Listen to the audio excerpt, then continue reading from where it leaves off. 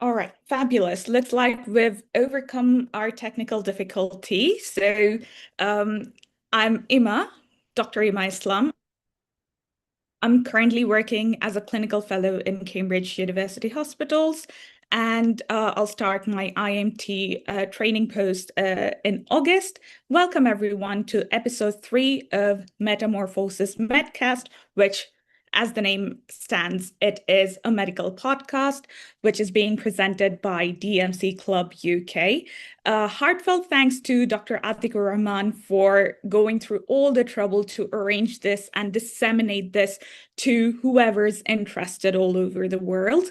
I'd like to welcome our two very special guests, two brilliant and dynamic doctors who recently got into higher specialty training. Firstly, we have Dr. Muhammad Estiak Sahid, who is an ST4 in acute medicine. He is actually going to start his ST4 rotation in acute medicine in East Midlands. So massive congratulations to you. And then we also have Dr. Muhammad Mehedi Hasan, who is and higher specialty trainee in general and renal medicine, also from East Midlands. Thank you both ever so much for making the time to join us and share the very valuable knowledges you have so that we can also chart our own path and get into higher specialty training and learn about the pros and cons, the challenges you may have faced and how to overcome them. At this point, I'd like for Sahid Bhaiya, I don't know if I pronounce your name correctly, so I'd go to you first. And just before I move to Dr. Sahid, I would like to say that sometimes you may hear me calling one of them as Bhai. It's a very serendipitous event that all of them, both the guests are actually from my alma mater. They're both my seniors, so just excuse that. Thank you. Yeah. Yeah, thank you very much for inviting me here today, and thank you for this nice introduction as well. I don't mind Sahid or Sahid Bhai, whatever it is, because here the culture is a bit different, so I don't mind at all. So, I am due to start my training from this August in acute medicine, and I started working in NHS from last August. And currently, I'm working as a trust grade registrar in acute medicine in University Hospital Leicester NHS Trust. Excellent. Thank you so much. And Dr. Mehdi? I'm afraid we can't see you at the moment. Yeah. There you Sorry. Hello, everyone. My name is Mehdi. So, thank you, Ima, for your warm welcome, and thank you, Atik Bhai, and all other organizers of DMC Club UK for giving me the opportunity here. And thank to everybody who is spending their shiny weekend, with us. And thanks to everyone who will be watching in future. So, and regarding me, so I am one of the higher specialty training in East Midland. I'm based on Leicester. Actually, me and Shahid both are working the same trust. So anyway, and I'm training in renal medicine and general medicine. So currently I'm at ST4. I just started a couple of months back. Wonderful. Thank you. Thank you so much. Right. So we now know where they're based, where they're located, and how they achieved almost the impossible, getting into higher specialty training. So we'll try and know more from them. If Dr. Mehdi, you wouldn't mind continuing on very briefly how you got your license, what your experience was, and how you got into higher specialty training. Okay. Thank you, Ima. So that's gonna be a long journey. Yeah. So I got my license in 2019, if I'm not wrong. Yeah, so I came to UK through the PLAB route. So I had the PLAB exam done, then got my license. So I started my job as a orthopedic SHO. Interesting. So obviously I wanted to be medics, but I was crazy to get a job like whatever come first. So I was ortho SHO for 6 7 months. Then I went to the medical team. So initially I was in London. Then I moved all the way down to Portsmouth. Mm. So I was there for I would say almost 5 years. So I was a SHO for 3.5 years. Mm. I did almost all the rotations as a SHO, and then I wanted to do renal. Even actually, I wanted to do renal lab for many years back while I was a medical school student. So it was almost pre-decided. Then Mm. then I escalated to be a registrar. I was a general medicine and acute medicine registrar for over a year, and then I was a renal registrar in Wessex Kidney Center.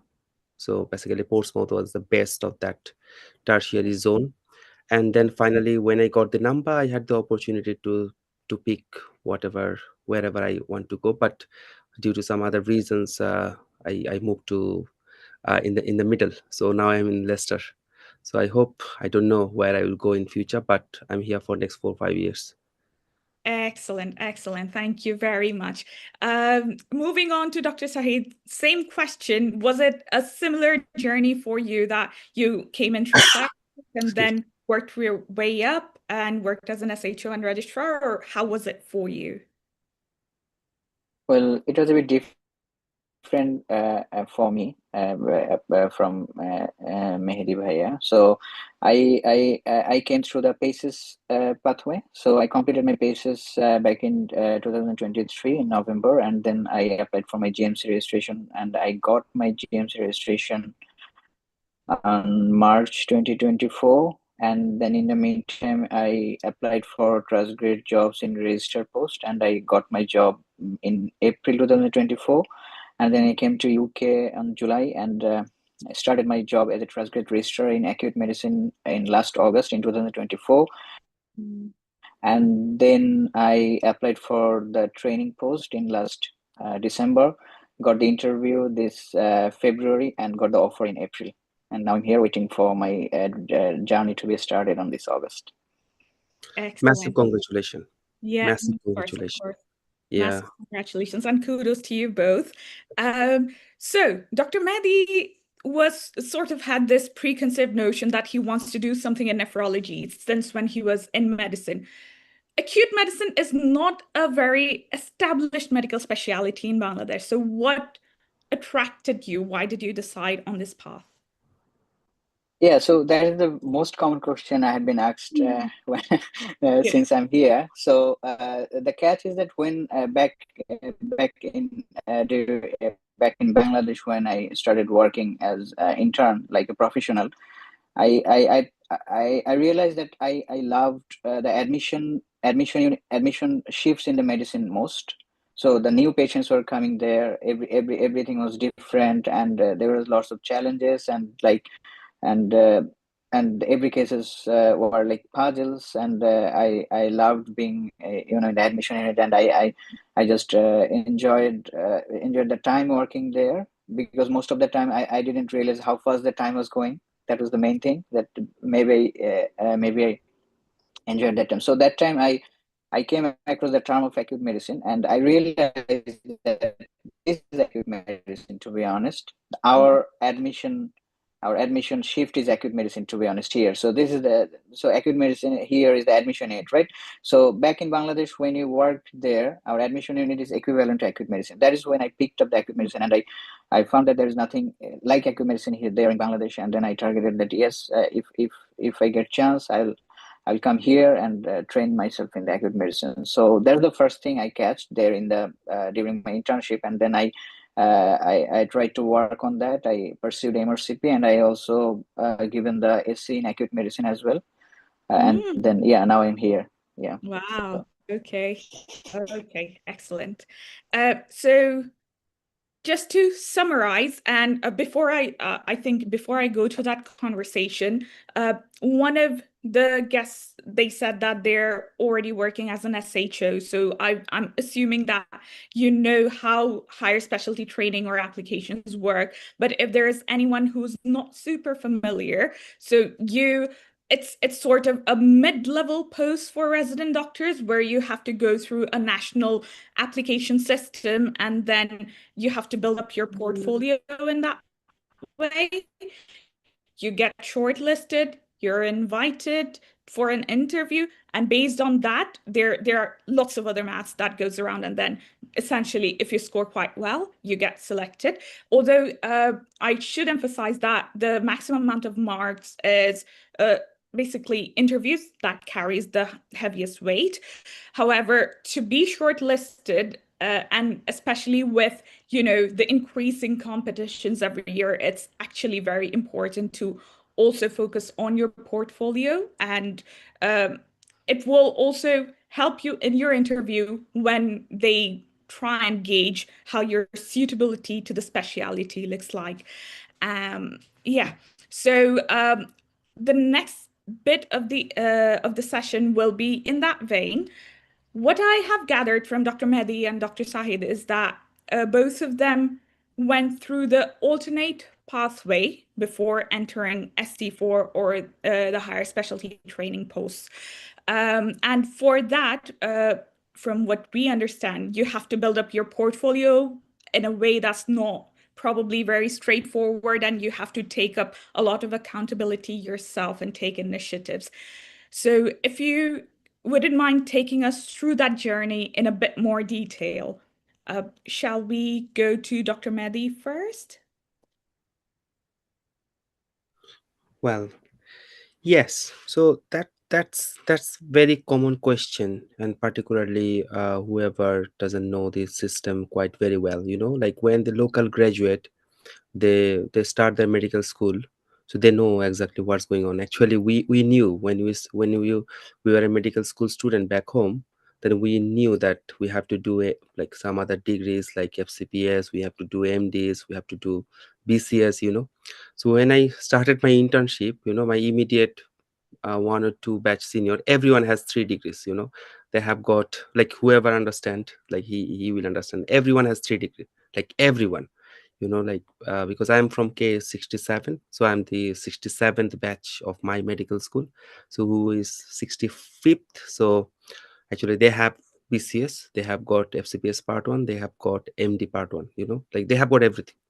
So obviously we, because they knew that, because when I started, I step into the hospital, I knew that what sorts of expectance like they are expecting from me. But like these local graduate, they knows the training pathway, they knows the alternative path, they knows everything, because obviously they know how to navigate things, but we don't know. So first of all, like, when, because obviously we all know that training, yeah, is superior than the non-training. There's kind of no question about that. However, the non-training job is not very inferior to training job, if you can look after yourself. So when I, and particularly someone is quite experienced back home, like, say for example, Dr. Shahid, he just started his job as a registrar, so he had a good amount of exposure to the patients, so he saw the patients, because medicine is medicine. And particularly medicine is like, if you search in the online, the all the nice guidelines, all the guidelines, so you can practice medicine everywhere. Mm, So obviously he started his journey as a registrar, so I think he has very limited scope, because you can't just downgrade yourself to IMT1 from mm, a registered job. Some mm, people, I've seen some people did it before, but obviously I think I wouldn't say it's very recommended. But mm, for my perspective, like when I got the IMT, I got 2 job offer. So I mm, got like IMT offer, and I got a registered job offer. mm, So actually I got registered job offer 2 3 from different hospitals, not only one.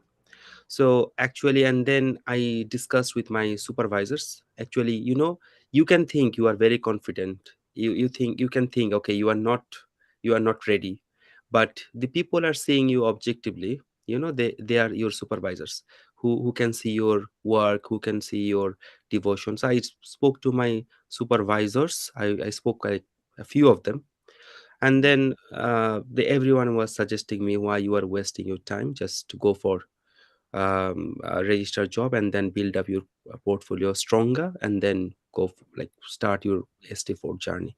And actually, I thought I'm thinking that I did the right thing at that time. However, there is some process, like like you are joining IMT1, and good luck about that, and congratulations to you as well, Ima. So obviously the good side is that you may spend 1 or 2 year extra, but like your foundation will be very strong. Particularly, the structure, like some other rules and regulations, the maintaining the portfolios. You will have the opportunity to join the clinics. So these are all good things of the IMTs, and you will be looked after in a nicer way. So obviously, I think, yeah, we can say, like, it's not spoon feeding. No one is gonna spoon feed you. However, like, they will give you some prompt, because we all are adult. If one of your consultant is saying, okay, do this, you will do this. But I have seen, like, the trainees are better looked after than the non-trainees. So that's, but in my case, I was not, I was very, very lucky, and I was very privileged. I was looked after exactly the similar way how the non-trainees were.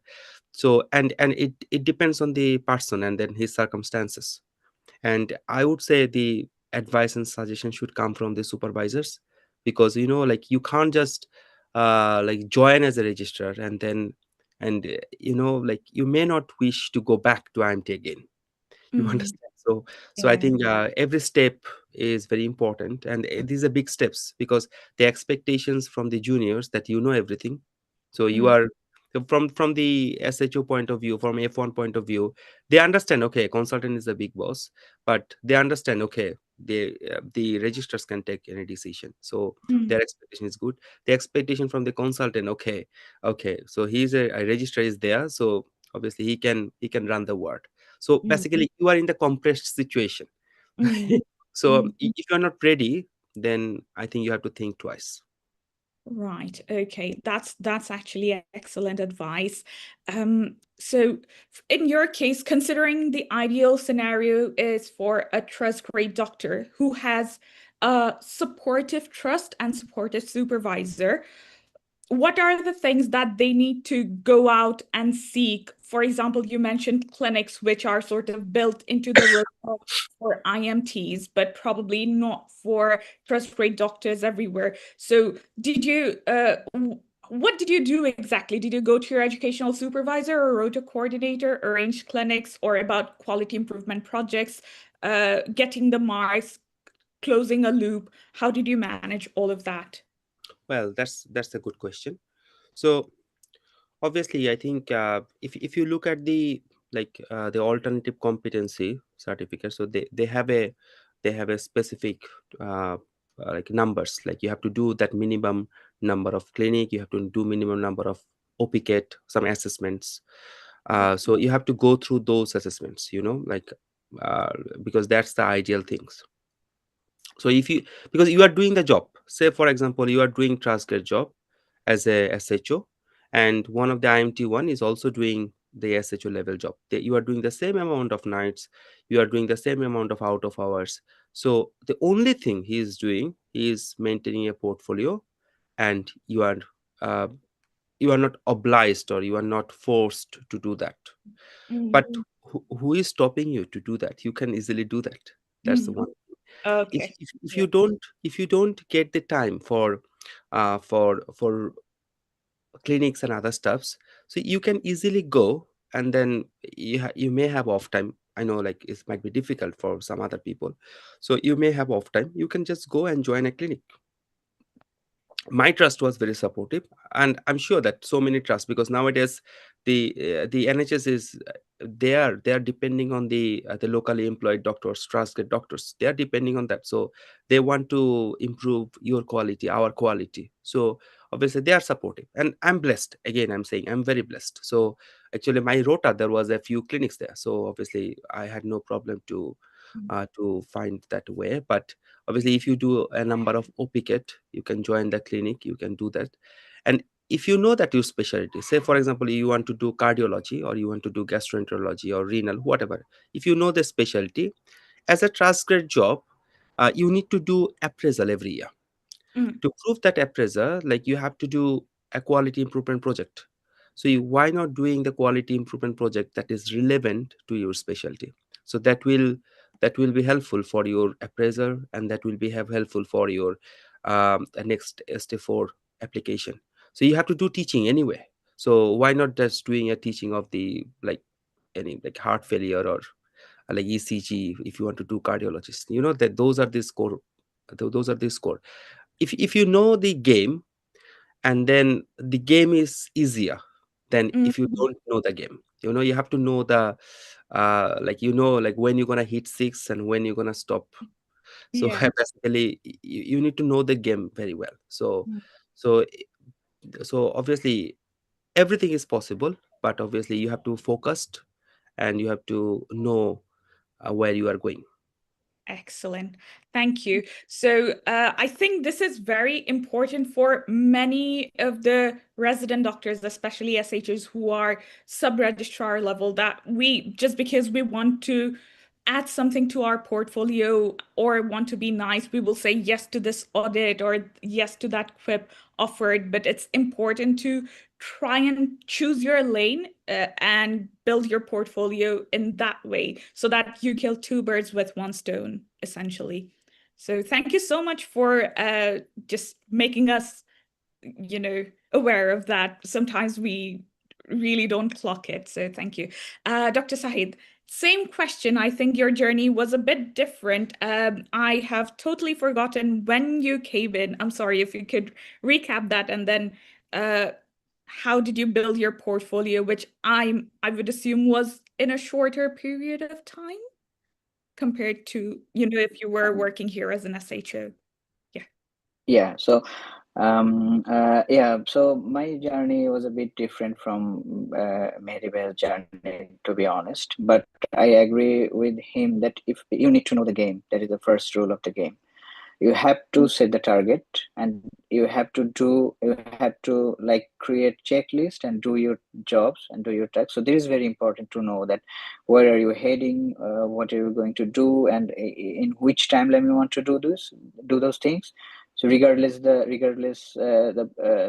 country or regardless the position you're working in. So if I just start from my journey from the beginning, that when I was intern, that it was very. I'm also blessed, like my Mehedi mentioned several times. I'm also blessed because I was in an institution where every senior we were watching that they were pursuing the post graduation degree. So we were also massively encouraged that we had to do some post-graduation degrees. And then when I came upon the decision to go to the acute medicine, or there it is, so I decided to go for paces. And then I just in the meantime I was just trying to find out that what will be my next course of action. If I Mm. say pursue the paces, get the GMC, go to the UK, then what will be the next step? So I was trying to gather those information, and luckily, I'm also pleased that I had seniors from my campus, from my organizations, and here as well. They're working here, and so it was very accessible for me. It was just I just needed to plan. I just needed to plan, or I just needed to ask, and then I got massive support from everyone. So I worked out on I knew about the alternate competency form because I knew that if I complete paces and come here, so either maybe I will have two options, like working as a SHO or working as a registrar, whatever it is. I didn't bother much about that thing, but I was more concerned about the after journey, like what will be the pathway? Will it be IMT? Will it be alternate competency? So I also found that IMT would be a bit downgrade after completing the paces here. So I was trying to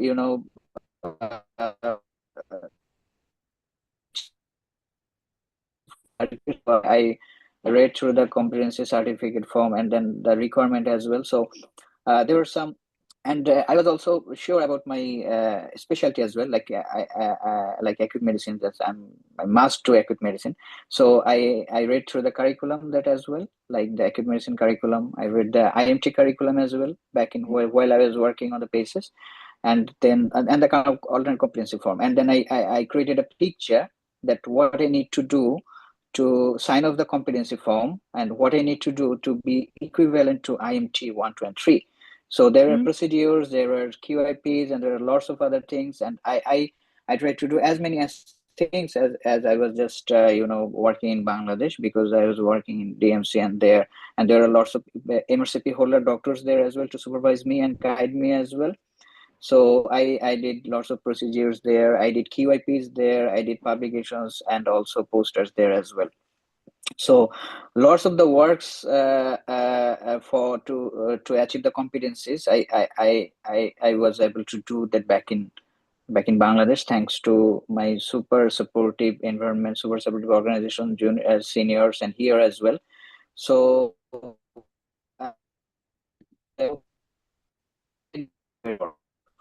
it was, and I think that it is important for everyone that what you want to achieve, and which time frame you want to achieve, and what you need to do to achieve those things. So in that way, you can, after completing my paces in 2023, I got my GMC, and then I knew the after game that I'm going for a trust grade job, and I also tried to know what's the role of the registrar, what's the role of the SHOs, and then I have super supportive seniors here as well in Leicester, like Mehedi Bhaiya, and also my supervisor and super supportive senior, whose name I must mention here, Dr. Ryan Bhai, the consultant in acute medicine. He helped me a lot in this journey, like to let me know that what are the things I need to do and other things, and then others as well. So I gather information like whether it is suitable for me to join as a registrar or SHO. So I after talking with people, I thought that it will be quite okay for me to join as a registrar, because after doing part 2, I was actually working as like equivalent to registrar level post in Bangladesh as well. So it was like I had like a couple of years from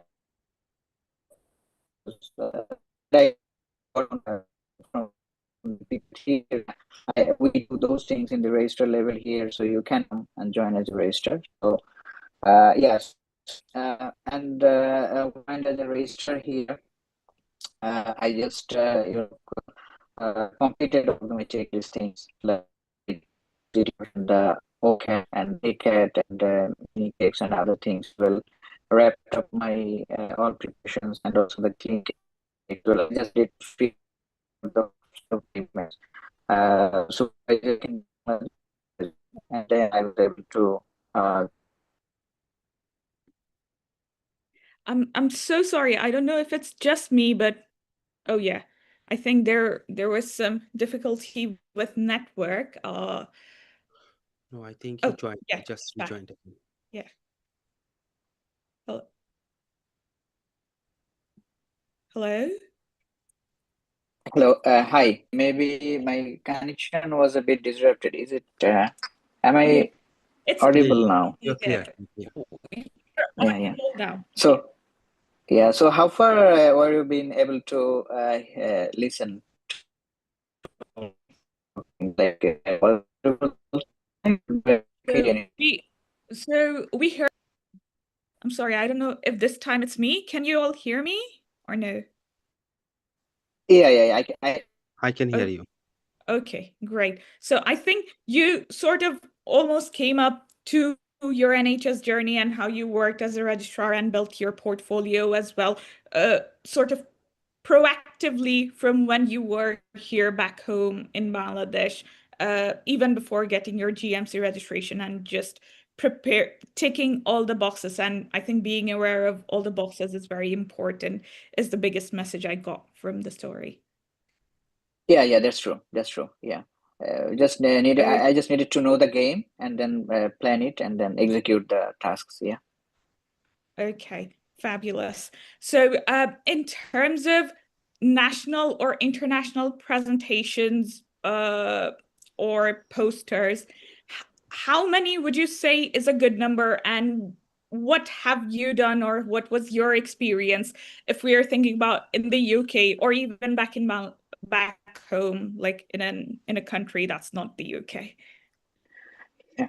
Okay. So for acute medicine, because I'm just entering into acute medicine. So for acute medicine, I can tell that it is very precise. To be honest, like the number is just. If I just tell you, to be honest, in term of presentation, it should be like one poster or one oral presentation. Just if it's just it is better if it's relevant to acute medicine and or medicine. Yeah. So Mm, and if it's oral presentation and if it's like national international level, you will score 6 there.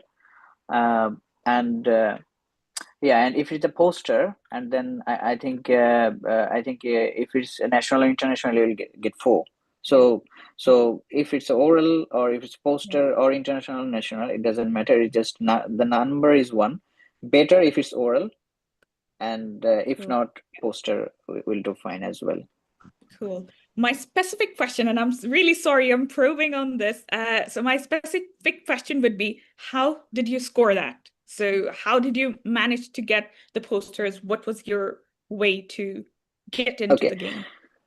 Right. So for me to be specific, I had a poster in national level of conference here in UK. So I presented a poster in thoracic aortic aneurysm, for which the case was actually I presented back in my country as well, but it was like not national.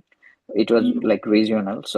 So I just attended here. So there was a conference back in October maybe. So Bangladeshi doctors in UK. That was a very good conference with the networking as well. So I took the chance, and then I presented my poster there, and I got 4 point there. So if it were like an oral presentation, I would score 6, but I don't mind. I got the post, but however, yeah, that was my journey. Just okay, great. And then Dr. Mehdi, the same question for you.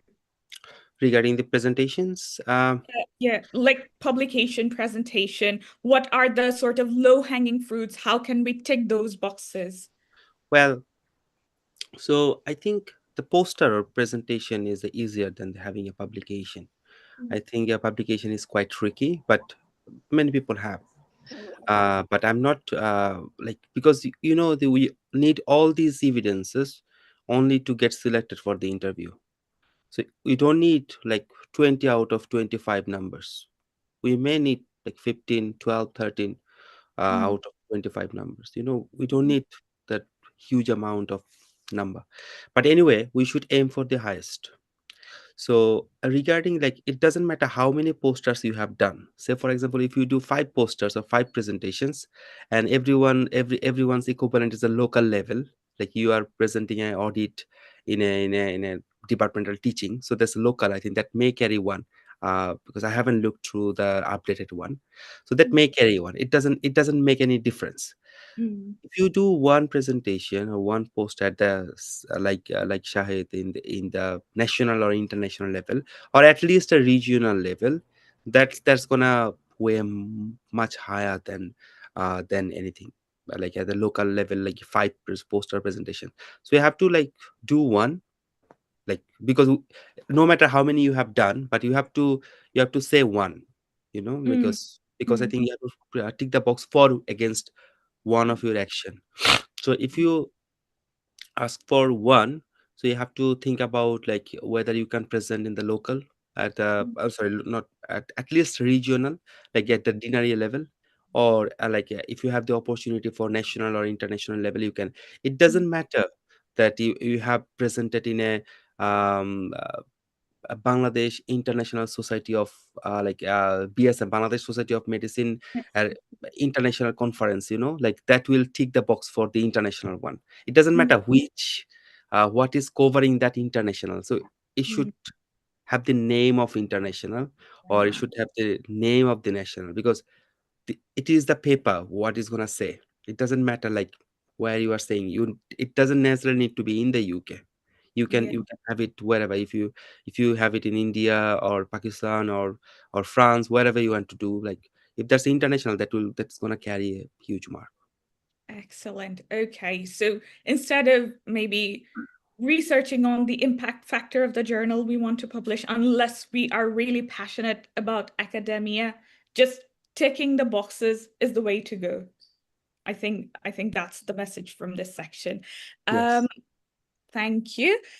Publication-wise, have you had any publications, or are you aware of any resources that would help people get published, or is it more of trying to network, trying to ask your registrars and consultants about different projects in the hospital? Regarding publication, oh, sorry, is the question for me? Yeah, please go ahead. Yeah. So regarding the publication, it's easier to publish if you have a very nice audit, quality improvement project, then it may be selected for publication. But if you find a good case note, just a case note, so that might be very easy to publish. You can do all these things by yourself, and you can get your supervisor or your consultant to support you, and then you can publish. You can drop it to several websites like PubMed and then the Royal College, so like their websites, or BMJ journal. There are lots of way. You can Yeah. just send them email, like one of them may select you, and then you can just get it published. It's easier. Yeah, cool. Thank you. Yeah. And then Dr. Sahid, your experience with But regards to... however, I haven't got any publication like before Okay. before getting ST phone number. So obviously, it was not essential for me. Okay, thank you. And then Dr. Shahid. Yeah. Yeah, to be, I mean, if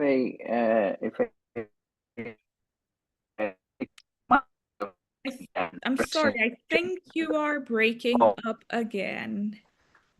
We can't really hear you very well.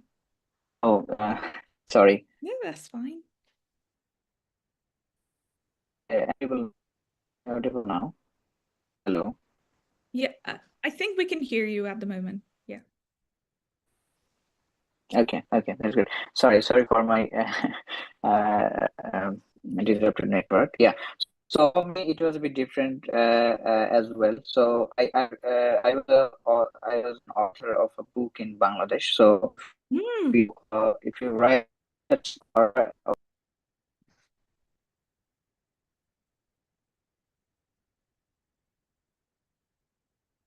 I'm sorry, I think technology is against us today. It's causing problems since the beginning of our session, but yeah, I think we are back. Yeah. Yes, as you were saying, you're still on mute. Yeah, so sorry. So there's a very clear structure of scoring there in the application. I will not go through like every point there. So from my perspective, it was just writing a book and the part of the chapter. So that got me like 5 points. Yeah. So if you like if author of first author, second author of a research publication, you can get highest number of 8. On the lowest would be like 1. If you have just like one or more abstract, not peer reviewed, then you will get 1 or something like that. So Okay. so it's just a range of there's a broad spectrum of the things. So just my advice would be just start on working on those things, and then continue your journey, and and at which point of your journey, it doesn't matter, you will get some point at least, but you can target the highest. Like it would be a bit difficult to to publish a journal, publish a research paper. It might take a couple of years, but who knows? I think anyone can pull that off. I mean, if they can work. So it is really important to work on a specific specialty. Like I think the scoring system is a bit different for different specialty. So it is very important to know that what marks you will get for your specialty, and for which work you will get what numbers, and then you can equate and calculate this number and can decide. Brilliantly said. So essentially, aim for the star, but don't put all your eggs in one basket. If there are low-hanging fruits, do a case publication, or try and write something in a medical book, just specifying that it's it's not a nonfiction. It has to be a medical book, and just taking it from there. I think the other thing I've seen people do is that they sometimes, if you're doing a quality improvement project, you're part of a big team, but you want to present that, you can definitely attend conferences and present that and gain some marks, although you are not like the sole person driving that.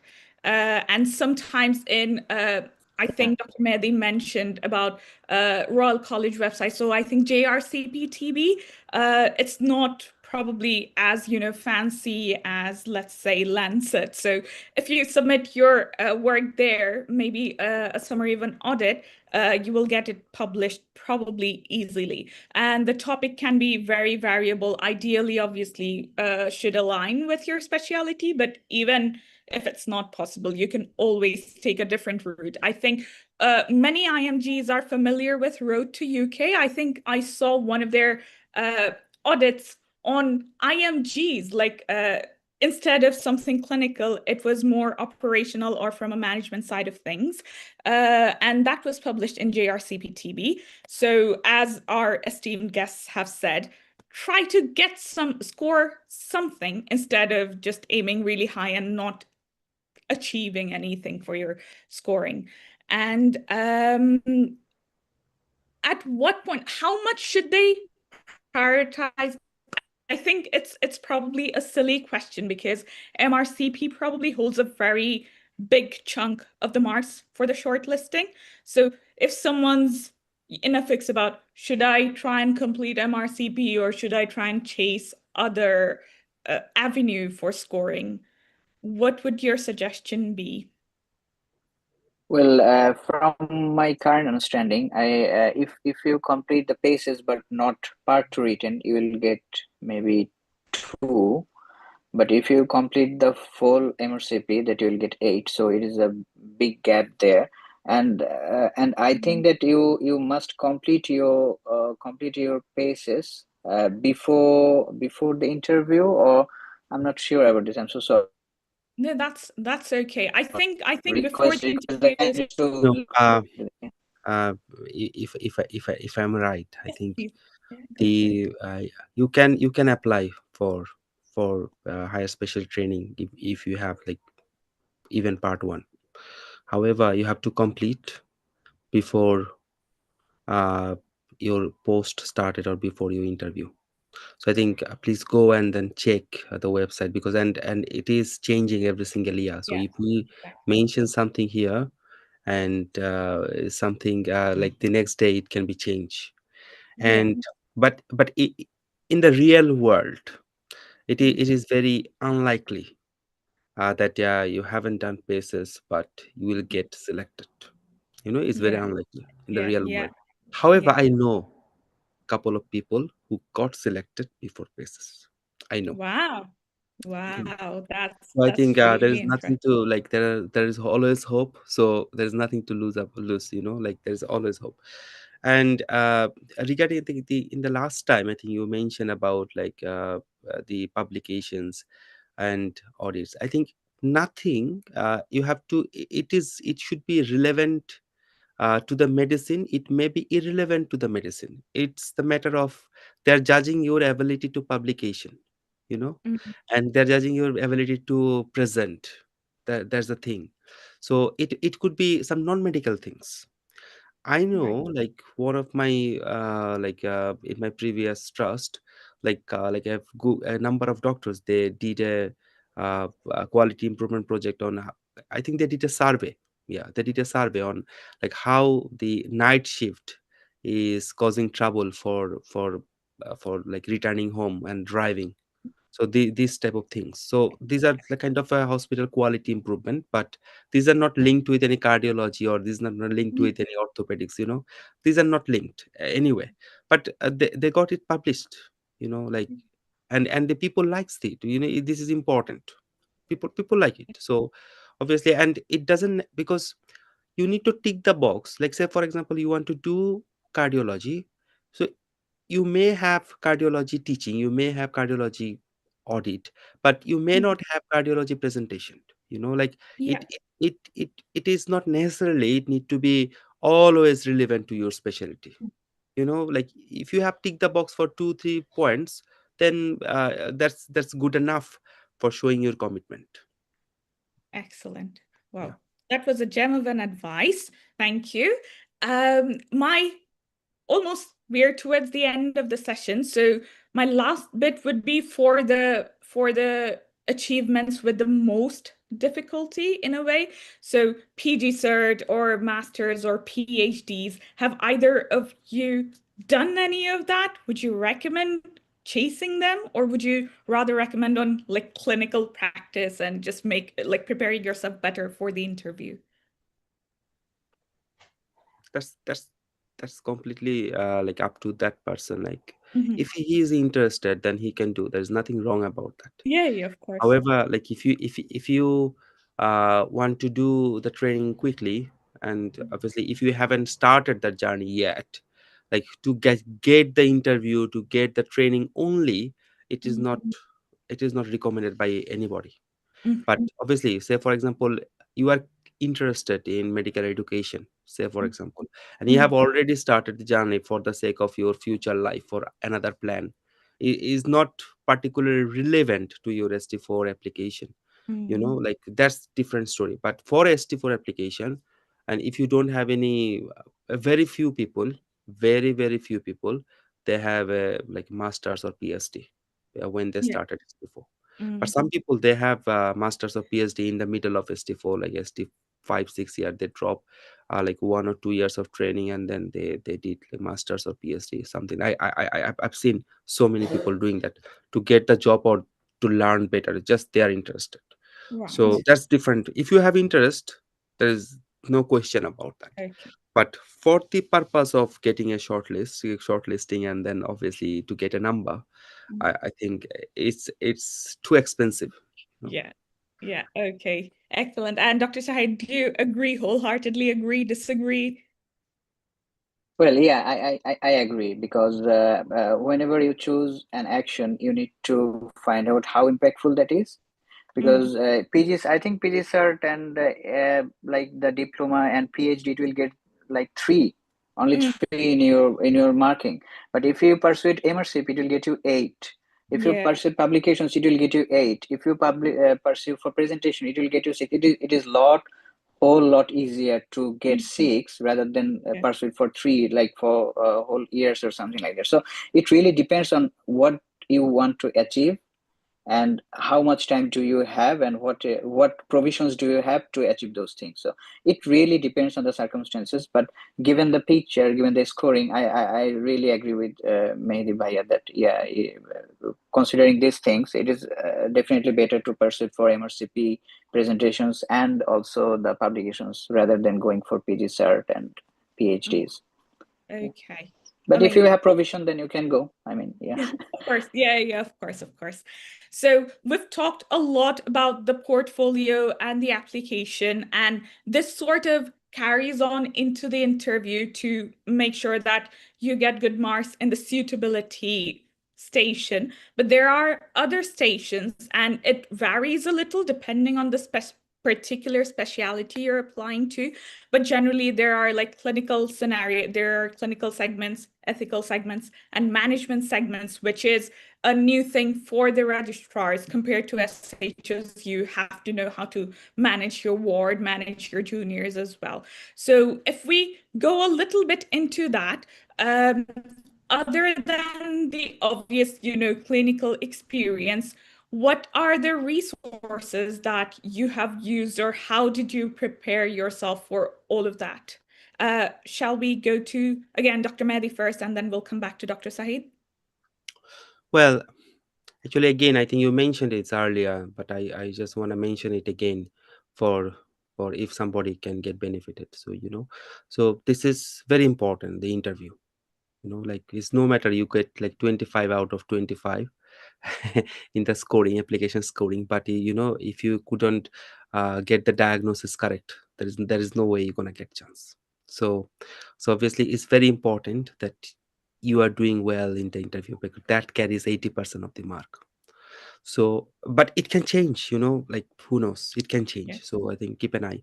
So, so regarding the interview, there are so many resources. There are books there are like online courses there could be some Mm. some Zoom. There are some courses through the Zoom meeting. There are some courses there are so many resources nowadays are available.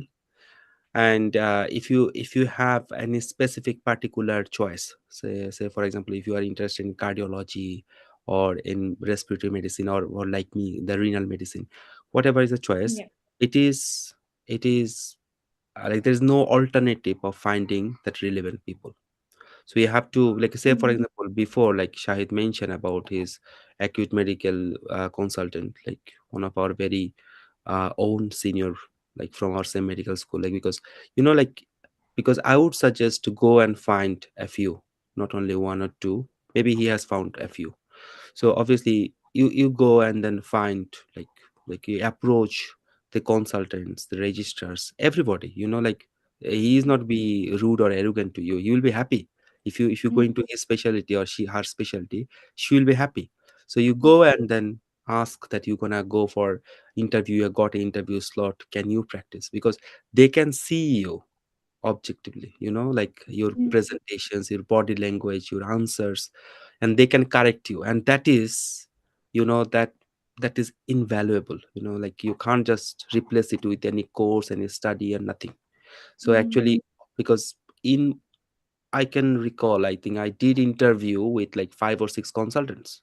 you Wow. know Yeah. because I think because when I was a SHO, they knew that I'm coming to Renal, so they were very supportive. So obviously Mm. they were very helpful. Actually, and none of them is from my medical school, or none of them even from my country.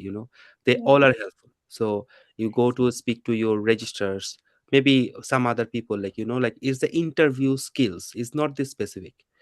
So you can find help from the, like, say for example, you go into cardiology, you do practice with the respiratory medicine if you have a good communication and good relation with that guy. Mm. So like find a senior in a good post, then who has overcome that journey, or who is conducting the interviews. So I think they will be very, very helpful, and their feedback is invaluable. Like you can't just replace it with anything. So I think, and then get it correct, get yourself correct. So I practice and practice. If you don't find anyone, practice in front of mirror. There is no alternatives of practice, because the question, like, I would say 50% of the case, you know the question, what is going to be asked. Because you did the IMT interviews, and then, yeah, whoever is going to a ST4, they did interviews multiple times in their life. So the question, except the case, or maybe ethical scenarios. Yeah. So just practice, present yourself. There's a first question, so just practice. So that's very important. Yeah. I think this is like the biggest thing that especially everyone, but also especially IMGs face, because they need to do everything all over again in a separate language. So even if their clinical acumen is very sharp, if they cannot present it in front of the interviewers, then everything just goes to waste. So yeah, I I think think this is I think uh I don't completely agree, like our English is too bad, but yeah. particularly like you, Shahid, they are speaking excellent English. The problem is, like, if you do interview in Bengali, like, my main language is Bengali. Say for example, you are doing an interview in Bengali for some other job, you will Mhm. mumble, like that's pretty much because exam stress. You don't know what to present and how to present. Is not the only language. There is a whole thing. Yes, language is one of the component, but it's a whole thing. So even the British people, the native, like, native trainee, they are also practicing. They are practicing. So is the practice. Yeah. Hello, are you with me? Yeah. Yeah, Yeah, of course. yeah. Yeah, One you're or with you. two. Yeah. Yeah, I'm sorry. I think I got cut a little bit. So, yeah, thank you very much. I think, for example, if I'm talking about IMT, there are like one or two resources that are very popular with SHOs who want to get into IMT, for example, and we're not sponsored by any of them, unfortunately or obviously. So things like Medibuddy or Optima, Sorry. These are a few resources that people go through before the interview, not because there's any new knowledge, but because it's structured and it helps you prepare for the mocks or prepare for the interview itself. So for renal or higher specialty training in general, would you be able to name one or two resources? It's for Dr. Mehdi, and then we'll move to Dr. Sahid with the same. I think none of the resources is a replacement of if you do an interview face to face with a consultant, because none of the resource, none of the people Yeah, will do a one-to-one interview with you. yeah. You understand? So Yeah. if you ask a consultant, I remember, yes, I think almost every single thing, they look through the website, they got their Mhm. question ready, they got their case ready, they just gave me the particular that 5 minutes, 10 minutes time, and then they did the practice. A professional man should act professionally. You understand? So obviously, if you Mhm. go and ask your consultant, I'm sure that he or she will do the same thing with you. So Okay. go and then ask. I think that's more important than the resources, and then regarding the course wise, I took one of the course that was helpful. Again, I'm not sponsored, I'm Mhm. not getting any benefit from them. I think what's that? I think it's optimize or something like that. Mhm. I think is that Mhm. optimize. I forgot. I have to just let me check my email. Sure. uh I think yes, that's the optimize. I Right. I I I I took that course. Some people like they do Medibody, or some people, like the Medibody has renal and some Medibody has cardiology. I think they established specialty. They have everything. Like like, but I think the another problem, because I took acute medicine as well. Mm. So I attended that interview as well. I was trying to find a way. I'm not sure whether Shahid found any course or any website, but I think they said like, yeah, they are recommending the IMT and acute medicine sim because it's more generalistic. So Mhm. obviously there was not too many resources for specifically acute medicine. However, Mm. I think IMT and acute medicine, the question could be similar. I do agree. I do agree. Maybe intensity is a bit different, but the presenting compliance, like if the patient comes with chest pain to F1 and the patient comes with chest pain to a consultant, the presentation is the same. Yeah. Yeah. Isn't it? So obviously it's the same thing, but obviously the question will be more tricky and maybe in depth. But to be very honest, they get just 10 minutes to ask you question, so Mm. they don't Yeah. have the opportunity to ask you many and many questions. Yeah. It's pretty Okay. simple, honestly. Thank you. Thank you so much for the very in detail explanation. It was really helpful. Moving on to Dr. Sahid, was your experience sort of similar, or would you recommend anything in a different way, in a different light? Okay, so I definitely agree with Mehedi bhai, that to be generic, you have to talk to the right person. It is so important. Like networking is so important here. So for me, what I did actually, I literally talked with every registrar who are in training. That Mhm. yeah, hi, I'm going to appear the interview. Please give me some advice. I was so raw that time. So yeah, I just went to everyone and just I disturbed everyone and I bothered everyone. I didn't mind because I was desperate that yeah, I'm new as much and I need to gather as much support I can. So I went to every register and most of the consultant, to be honest as well, that yeah, I'm going to applying for university for training. Please give me some advice. Please give me some advice about the Mm. interview. So this is so important. This is the first and the single most impactful thing one can do. This is very important. So if someone trying to get into the training for renal or cardio as well, they should talk to the registrars who are in the training. They must talk to the consultants. Yeah, and that's one thing. So if to be specific about acute medicine regarding resources, so there is a very good webinar in the SAM website for the interview of the training. So if anyone want to appear for the interview in acute medicine, they can go through that webinar. That's very thorough about the interview process. So I think that would be very helpful for them. And GMC Good Medical Practice, there is just 24 pages of booklet that is very important as well. Like, because it's very important for the ethical station. And then knowing the curriculum is very important, like the IMT curriculum, and the curriculum you are able to enter into the training too, because you need to know at least that what is the curriculum, like how many years, what are we going to achieve, what will be the structure of your curriculum. You know, you must need to know the basics of this curriculum. So you so the curriculums can be found in the JRCPTB website there. So there is also very good, I mean, research to be go through before the interview as well.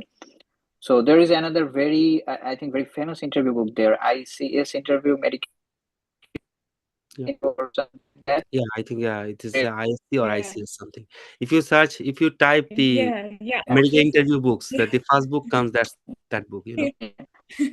yeah, Yeah, something ISC, ST3 plus or ST plus something. I think almost yes, everyone's familiar with the book here. That is quite helpful in terms of ethical reading of the questions. There is a very important section regarding my acceptability. That is Dr. Sahid, I'm so everybody is sorry to normally interrupt you. Hello. Hi. I'm so sorry. I think you're breaking up again. Yeah. Okay. We're almost approaching the last bit, so bear with us. And in the next few minutes after Dr. Sahid finishes up what or wraps up what he was saying, we'll try and take 2 questions from the audience, and then we'll wrap up the session. Yeah, Dr. Sahid, if you can hear us. yeah, I can hear you. Yeah.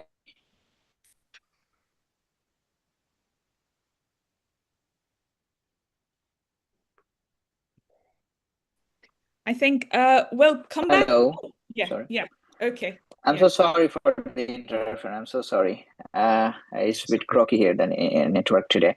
I'm so sorry. So everybody is normally very well prepared about the ethical scenarios, about the clinicals, but they normally overlook the mid-risk suitability, which is totally non-clinical. That is very, very important, because medical register is not about just the treatment. It's about the accountability, it's about the leadership and the teaching and other things, and organizing and leading the team. That is very important. So interviewer normally look uh, uh, of leader and it's very important. So I think that book make quite a lot to take preparation that session as well. Right. Excellent. Okay. Thank you ever so much. So, the audience, if you have any questions, please unmute yourself and you can ask the question. Let's try and be specific to the topic for today. Or if you want, you can also drop the question in the chat box.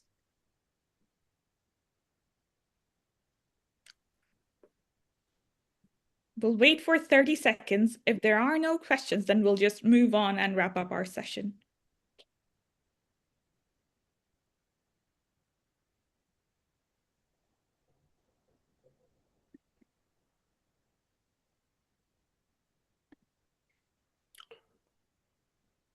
I think, oh, yeah, someone is about to speak. Hello.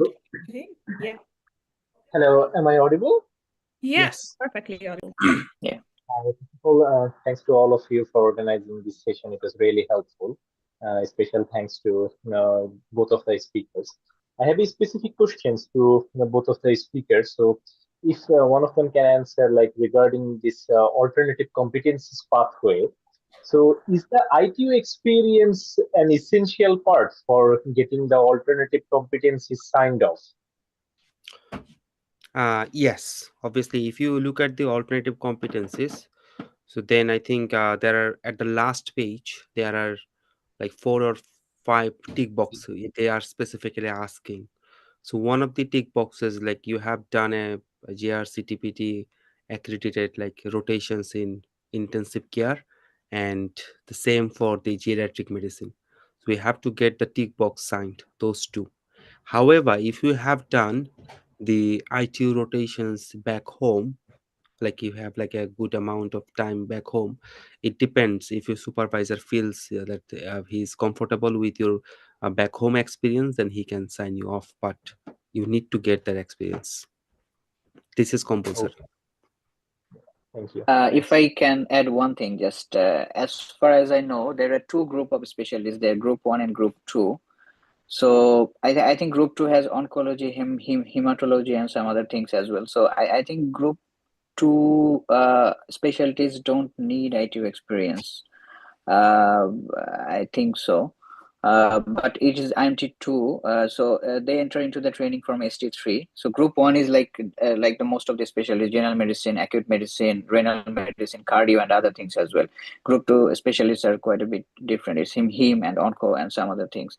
So if someone is interested in that thing, I think I recommend to just give it a go to know the Group 1 and Group 2 specialties. So Group 1 specialties has like needs IMT 1 to 3 level of competencies, and they enter into the ST4 training level.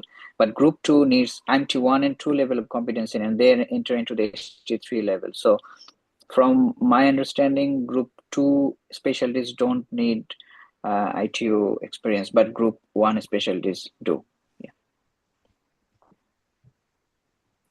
Great. Thank you so much, both of you, for your answers. And thank you, Dr. Tuhib, for the question as well. If no one else has any questions, we're just going to say goodbye. Before we go, I'd request our guests, if you have any parting message for us. I know you've shared a wealth of experience and knowledge about higher specialty training and also just building up your career, even from back home if someone is an IMG, but it's also relevant for anyone who's a local graduate as well. But if you have one advice or one thing you'd like to say before we wrap this up, I'll go to Dr. Mehedi first. Well, thank you. So good luck to everybody like who is watching. I think two of you are watching and who will be watching. Good luck to everybody. And I think it's a part of a journey, it's a never ending journey. And if you get ST4, very congratulations. But if you don't get, then give it another go. Don't get disheartened, like it can happen. So obviously this is not the end of the world. You can get it, you may not get it, but you will get it eventually. So be strong and good luck. Wonderful. Thank you. And last but not least, Dr. Sahid.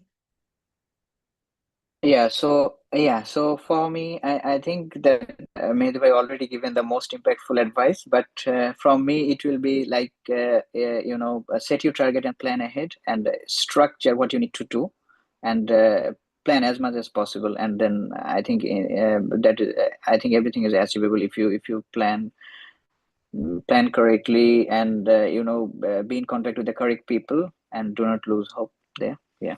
Thank you very much. Fabulous. Thank you once again for the very amazing session, both our esteemed guests, and thank you all for joining and making it lively and asking the necessary questions. Hopefully it was helpful for all the viewers who are with us today or who may be watching sometime in the future. And last but not least, thanks to Dr. Atikur Rahman for arranging this entire thing, and thanks to Metamorphosis Medcast. This is me signing off. Thank you. Bye-bye. Thank you very much. Thank you everybody.